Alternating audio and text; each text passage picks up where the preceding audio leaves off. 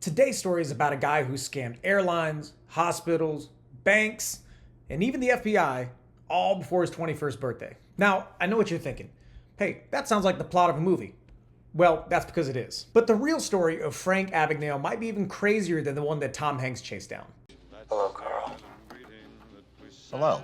This is a guy who bluffed his way into the skies, into courtrooms, and even boardrooms, and somehow came out of it not just alive, but employed by the people who were hunting him. Man, that sounds crazy to say out loud.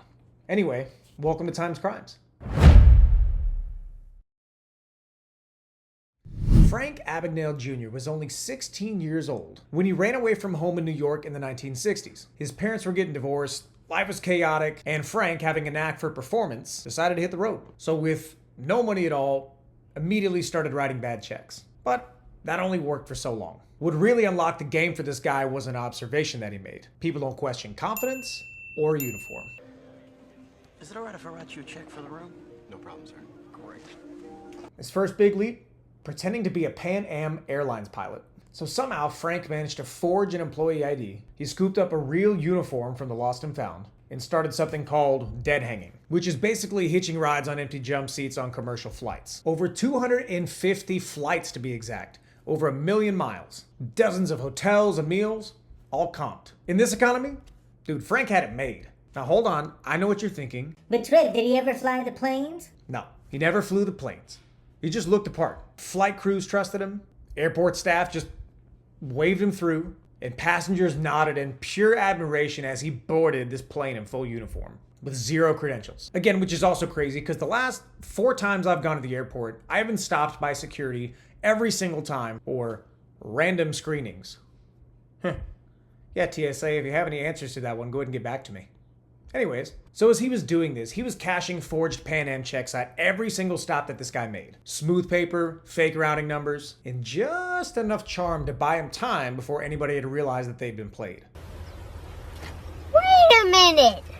Who are you? So he kept it moving. When one identity started to get too hot, he'd change it up. So in Georgia, he decided to pose as a doctor. Not just in theory, he actually supervised a night shift in the hospital. Brother, let me tell you something. If you're gonna fake an identity, a doctor and an airline pilot, like you went straight for the absolute hardest professions where people's lives are actually on the line. Insane.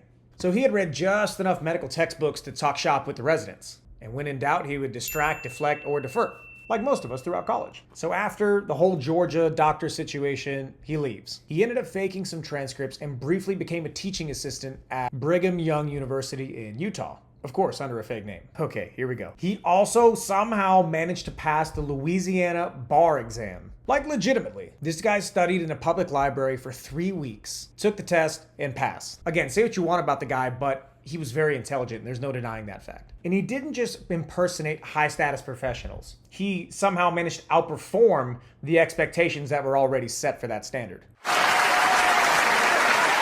And it wasn't because he just knew the job so well. He just knew how to bluff. Frank understood people, their assumptions, their pride, even their laziness. And he was willing to bet that most people would rather look competent than ask the hard questions. And the vast majority of the time, he was right. So by now, Frank was 100% on the FBI's radar. And it wasn't just for fake checks, but it was also for how many banks he was hitting. Across state lines, under multiple names. He had over 8 different identities. Multiple fake IDs, even forged degrees. And he kept on moving fast. He's fast. He's really, really fast. I mean, he's so fast. He makes fast people look not fast. So by the time the Bureau would track down Frank where he was actually at, he would have already moved on to another location. He was gone like that. He would just board a plane to another state and get a new identity. And yeah, he was stealing money, sure.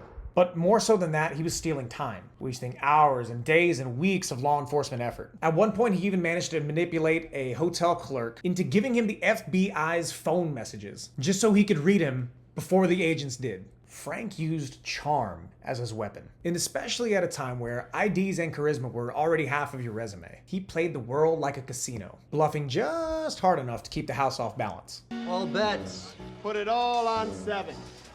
Lady Luck. They call her Lady Luck, blowing them down. He forged payroll checks so clean that even tellers managed to thank him for his business. He stole identities, money, trust, and left almost no trail. But, like most gamblers, the streak couldn't last forever. Snake Eyes? Oh, no! No! I'm ruined! In 1969, at just barely 21 years old, Frank Abagnale was finally caught in France. An Air France flight attendant recognized him from a wanted poster and alerted police. So he was arrested and served 6 months in a French prison under absolutely brutal conditions before he was extradited to Sweden and then the United States. And contrary to popular belief, they do not in fact serve crepes in French prison. I was unaware. So by the time he arrived in America, he ended up getting sentenced to 12 years in prison. And that should have been the end of the story. It wasn't.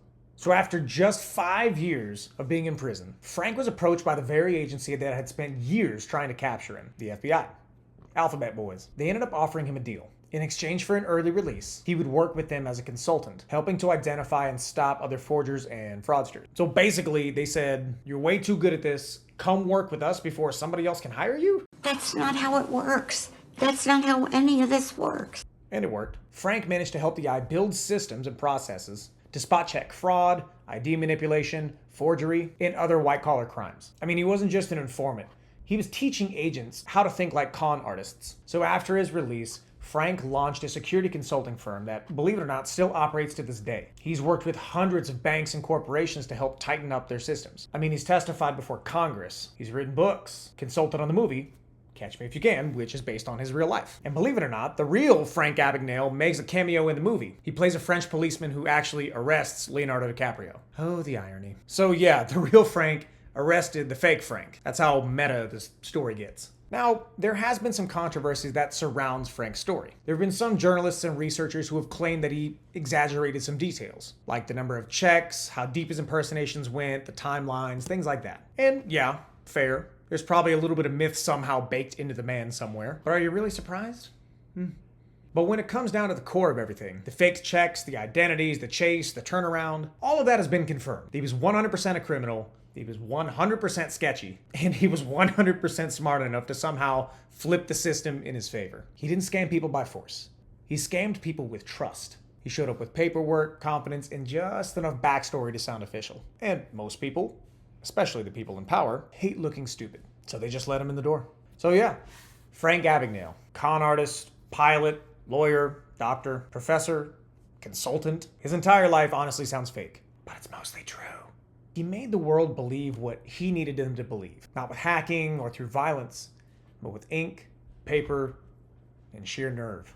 And somehow, instead of ending up a cautionary tale, he became one of the most trusted experts in the field of fraud. That's textbook definition of the long game. Hey, if you like this one, hit like, subscribe, and drop a comment for me. It helps other people find this content, and it helps you stay notified when I drop more con artist content just like this one. My name's Trev, and this is Times Crimes. And remember, the past doesn't rest easy, but we're here to make sure it doesn't get away with anything either.